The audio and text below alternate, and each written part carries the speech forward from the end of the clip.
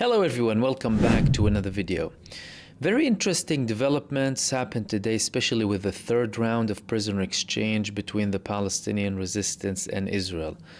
Today there were several releases happening from different parts of Gaza. One of them took place in Jabalia, which is in the northern part of Gaza that has been facing what Israel labeled as the General's Plan, a total genocidal plan that was targeting everything alive over the ground in the northern part of Gaza.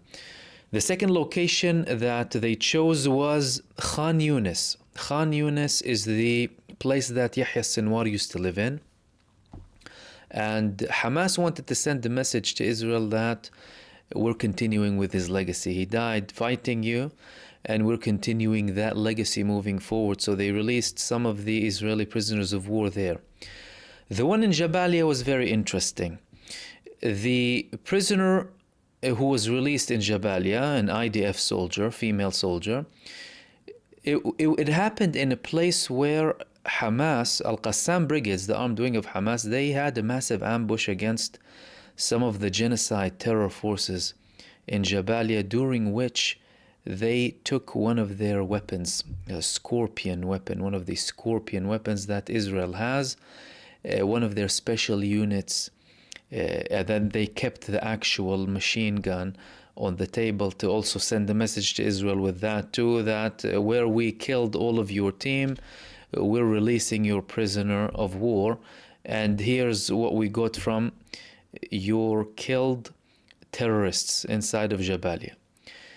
Now Israel, after that, they didn't like the way that the Palestinians released the Israelis. So they said, we're going to suspend releasing the Palestinian prisoners. They said, till further notice, we're not going to do anything. That only took several hours. So they had several hours delay, and then they started to release the Palestinian prisoners. Some of them were released to Gaza. Some of them were released to the West Bank, whilst others went to other countries. The most prominent figure that arrived in the West Bank is Zakaria Zbeidi, the man who escaped the Jalboa prison several years back, and Israel captured him alongside some of his colleagues. And Abu Ubaidah, the spokesperson of Hamas, he previously told him, we will release you, don't worry. And now he saw his liberty, his freedom, and he's out. Initially, there were indications that he's going to go back to Janin. However, Israel later said that he's going to be banned from going to Janin. Well, and again, in Janin, there's, intensity, which I'll talk about in a second. But he went to the West Bank, and many people welcomed him, hundreds of people, whilst others went to Gaza. One of them was a member of the PFLP. He was welcomed by his party members. The prisoner exchange that happened today included approximately 4 Palestinian resistance movements: Al-Qassam brigades, Al-Quds brigades, the Mujahideen brigades, and the Salah ad-Din brigades. Because some of the Israeli prisoners of war were held by multiple groups inside of Gaza, and there was a lot of coordination that was required at the time, and it was led primarily by the armed wing of Hamas Al-Qassam brigades. Which leads me to Janin. Janin is witnessing intensity in battles. Today, Israel confirmed that one of their soldiers was killed. They confirmed only one. However, they also said there were other casualties. Now, Israel usually denies initially how many were killed, but they confirmed one was killed today, indicating intensity of battles, and the resistance in the West Bank is escalating against them now. And also several Palestinians were killed too. A report said that 4 were killed today in the West Bank in this ongoing operation. And although Benjamin Netanyahu and his government are saying that we're looking at a long-term campaign in the West Bank, I mean, at one point, things will have to de-escalate in the West Bank, because what's happening in Gaza showed that Israel can never be beating the Palestinian resistance. What happened in Gaza and is going on in the West Bank as well now. That's something that Israel fails to understand time after time, especially in the West Bank, where they have so much presence and an authority that is tied with them in terms of coordination and security and everything. The second most important development today was the declaration of Abu Ubaidah, the spokesperson of Al-Qassam, about the martyrdom of MahmoudOD. Hamas, they did not say that Al-Dayf was assassinated. Israel said they killed him back in July. Some figures in Hamas denied from Hamas abroad. And they recently, Hamas published a video, well, Al Jazeera published a video for Al-Qassam brigades when they were actually preparing for Al-Aqsa flood that showed MahmoudOD. That was clearly either before the attack happened or sometime close to that period. But today Hamas declared that he was assassinated alongside other figures in the Al-Qassam brigade. So he's the commander-in-chief, but other figures were assassinated as well. They did not specify the time exactly or the location. The other one was Marwan Isa, who is his deputy. Another person is called Ra'id Thabit, who is in charge of manpower in Al-Qassam brigades. Another one was called Rafi' Salama, the Khan Yunis brigade commander, and Ayman Nofal, the senior commander of the central province, Ahmad al-Ghandour, the senior commander of the northern province, and another person called Ghazi Abu Tma'a, who is the main person when it comes to weapons in Al-Qassam brigades. Why did they declare it now? Well, some of them were declared before, to be fair, but Al-Qassam brigades decided to declare it now because this is now during the ceasefire, de-escalation. They haven't really published any details, but we saw them having several funerals for some of their figures who were assassinated or martyred, to be more accurate, during the genocide campaign of Israel in Gaza. And now they've declared that all of these people have been martyred. And Abu Ubaidah made some interesting notes when it comes to their martyrdom. He said that the martyrdom of the leaders will not weaken the resistance and the Qassam brigades, pointing out that this only increased the resistance, steadfastness, and strength. He also added that the Al-Qassam brigade system did not experience leadership vacuum even for 1 hour, pointing out that the Mujahideen fought more and more valiantly, and their motivation to fight increased even more, as we fight based on belief, and the leader is followed by 1,000 leaders. Now, this was proven on the ground, because if Israel, like they said, killed him in July, assuming that that's correct, well, some of the most intense attacks on the genocide terrorists inside of Gaza, the child murderers in Gaza, they happened in recent months. Just a few days back, Al-Qassam brigades, they released videos of them having what they called the traps of death in Beit Hanun. And Israel confirmed that over 50 of their soldiers were killed in what they called the general's plan in the north. But in Beit Hanun specifically, the week leading to the ceasefire implementation, it witnessed some of the biggest attacks on Israel. And again, Beit Hanun is the closest city to the Israeli borders to the north. And it was the city that was destroyed the earliest during this genocide. Israel had destroyed Beit Hanun ever since October 2023, November 2023, with their intense bombs on civilian houses. So that means that, well, we've had continued attacks from the resistance against Israel, even following the assassination of these figures. A couple of things that are important here. Number one, these, of course, are not all of the Hamas or Al-Qassam brigades leaders inside of Gaza. Secondly, the fact that they have been replaced has already been proven, because the Al-Qassam brigades, even the United States of America, Blinken himself said that Hamas already gained 15,000 more soldiers. Some reports from the United States said that they managed to bring their manpower to a higher level than what it was, and other estimates to the same level that it was on the 7th of October. All of these things indicate that Israel has no way out, really, when it comes to assassinating leaders. Talking about people who put themselves on the front lines. They sacrifice with themselves and with their families. Many of their families were killed, like Ismail Haniyeh when he was assassinated in Tehran. 73 members of his family were killed just in the recent genocide. Some of these people previously assassinated, and also the main thing is all of them are descendants of victims of the 1948 Nakba, when the entity of terror, the Zionist entity, established what they labeled as Israel and expelled people from their homes. And one of these people was MahmoudOD himself, like all of the Hamas leaders. It's important to note that. And the most important thing to note here as well is that by having all of these sacrifices, Hamas is now the movement in Palestine that has sacrificed the most of its manpower for the sake of Palestine. No other movement had had so many people and so many leaders killed in such a short period for the sake of Palestine. And Al-Qassam brigades also haven't declared the levels of martyrs when it comes to the fighters, by the way, because at the end of the day we could have seen them going on and moving on and on when it comes to attacking Israel.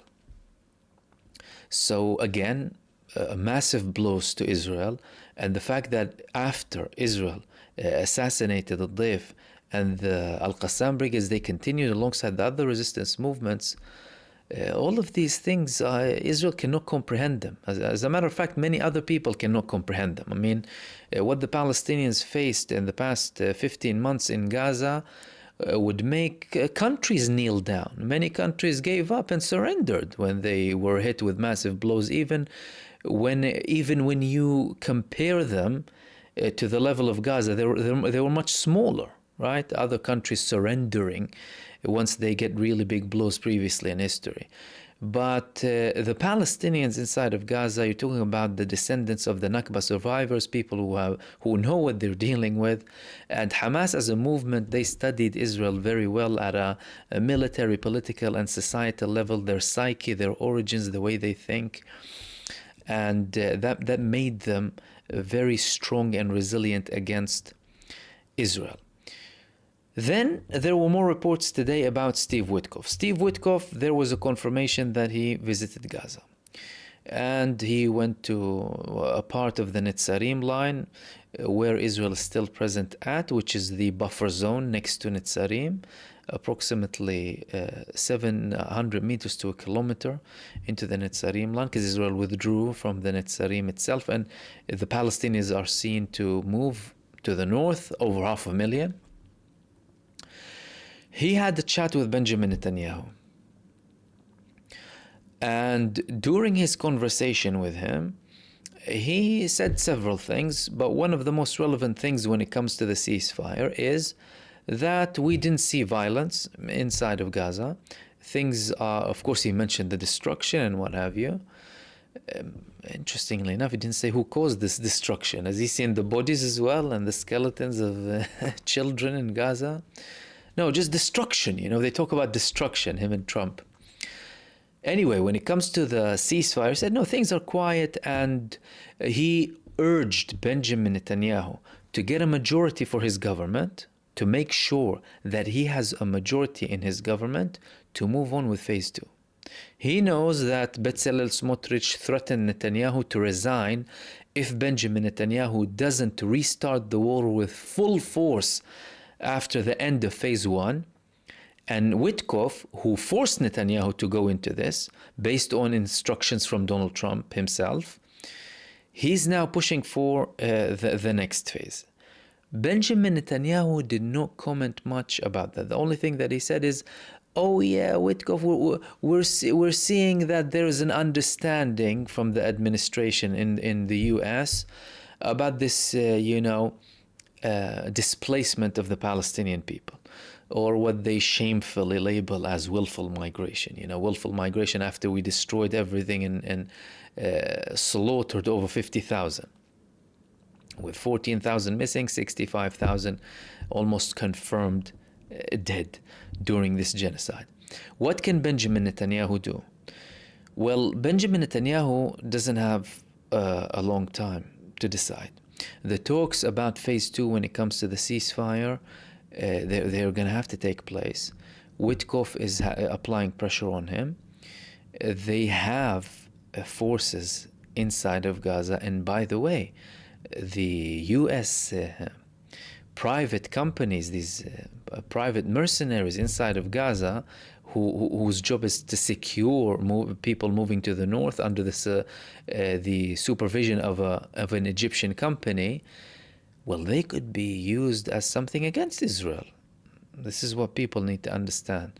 Because if Israel wants to go on this another campaign, because you have Egyptian forces there, you have America. That's not to say that they're going to fight Israel, by the way, no. But their presence inside of Gaza is something that can be used as leverage against Israel. This is what many people don't understand.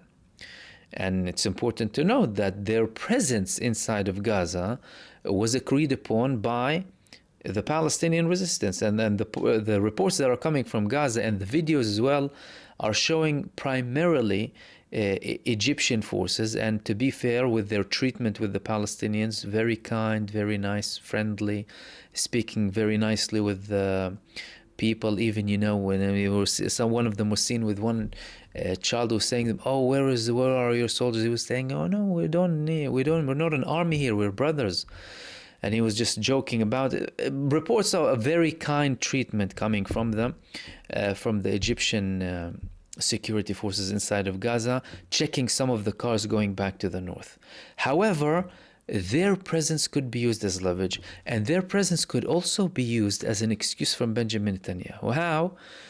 If once phase 1 ends of the ceasefire, Benjamin Netanyahu could tell Smotrich and people who oppose the continuation of the ceasefire, although, the main one following Smotrich resigned, Ben Gvir. He said, I can join the government back if they go on an all-scale war afterwards, but it's not looking likely. I mean, everything is possible, of course. You have a psychopathic lunatic leading a country at the end of the day, which is Benjamin Netanyahu. And psychopathic people, of course, in general. But Benjamin Netanyahu could tell Bezalel Smotrich, I have American forces and I have Egyptian forces inside of Gaza, and well, they're there, and according to the agreement, they need to be there for a while. We might have also, multinationals for a limited period of time, and that would prevent me from going on an all-out war. And they're based in the most strategic place in Gaza, which is the Netzarim line. And without the Netzarim line, I have nothing strategic really inside of Gaza, because the Netzarim line was considered and sold to the public by Israel as the biggest accomplishment inside of Gaza, alongside the occupation of the Philadelphia corridor, which Israel will be withdrawing from too. However, Netzarim is more of a symbol when it comes to Israel. So if Benjamin Netanyahu starts telling Smotrich, oh look, they're not going to leave now, according to the agreement, they're going to stay there for a while, and it's just phase 2, we have an option to attack if something happens, if they give us an excuse, and how about you remain in the government and we call it a day. We'll just have 1 year left anyway. There's elections in 2026. You might as well stay, because who knows what can happen, and you can't get a better deal than my deal. There's never going to be a right-wing government inside of Israel more right-wing than this. This is the creme de la creme of the right wing inside of Israel. That could be something that Smotrich would be tempted to follow, or he could be using this as an excuse to his base. And he would potentially find some success with that when it comes to his base. Because polls showed that some of his followers, well, a big chunk of them, they actually are in favor of continuing this ceasefire. They've seen that there's, we're not beating these people. They're popping up in their thousands, and we want our people back. Many of our soldiers are dying.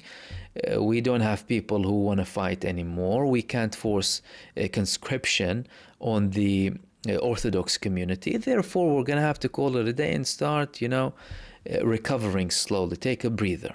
He might take that as an excuse. Now, that's looking likely to happen based on what happened so far. And the main thing that happened so far is the ceasefire itself. The ceasefire itself is something that Benjamin Netanyahu did not want to go ahead with, because Benjamin Netanyahu was offered this same deal and he rejected it over 7 months back in May. And some of his war cabinet members who resigned, including the previous chief of staff, Gadi Eisenkot, said that in Israel. He confirmed that this is the same deal that we supported and Benjamin Netanyahu refused back in May, which led to the resignation of both him and Benny Gantz, another ex-chief of staff when it comes to the IDF. They both resigned in June following that. So if Benjamin Netanyahu swallowed the pill now and he's moving ahead with this ceasefire, and with each and every sort of trick they try and come up with, they're shut down. Well, what can he do? What can he do if the administration in the United States is pressing him to do that? He tried to have a delay initially. Remember the delay? They said, oh no, we're going to have a cabinet meeting on Saturday evening, and then we might delay the ceasefire up until Sunday. That was shut down. Then there was this excuse that this woman wasn't released, mediators played in, shut down. Today, he said, I'm going to pause the release of Palestinian prisoners because I don't like the way that the Palestinian resistance is releasing Israelis, putting their lives at risk, and shut down again, putting their lives at risk. He was killing them inside of Gaza. He was implementing the Hannibal Directive on the Israeli people during the 7th of October and on his own people on the 7th of October and following that, the prisoners of war inside of Gaza, according to them, according to no one else.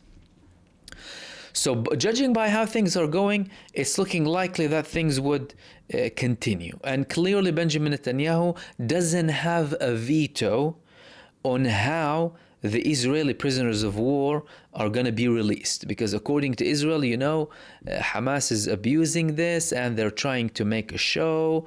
And at the same time, this is showing also the treatment that these people are getting from the Palestinian resistance too, in comparison to the deaths and abuse and torture and loss of weight and illnesses and diseases that the Palestinian prisoners are coming out with from Israeli prisons. The second significant thing that's going to happen the next couple of days is the expected fourth knock now of prisoner swap on Saturday or on Sunday, but there hasn't been a confirmation regarding that yet. However, we're expected to get more information about it in the next coming days.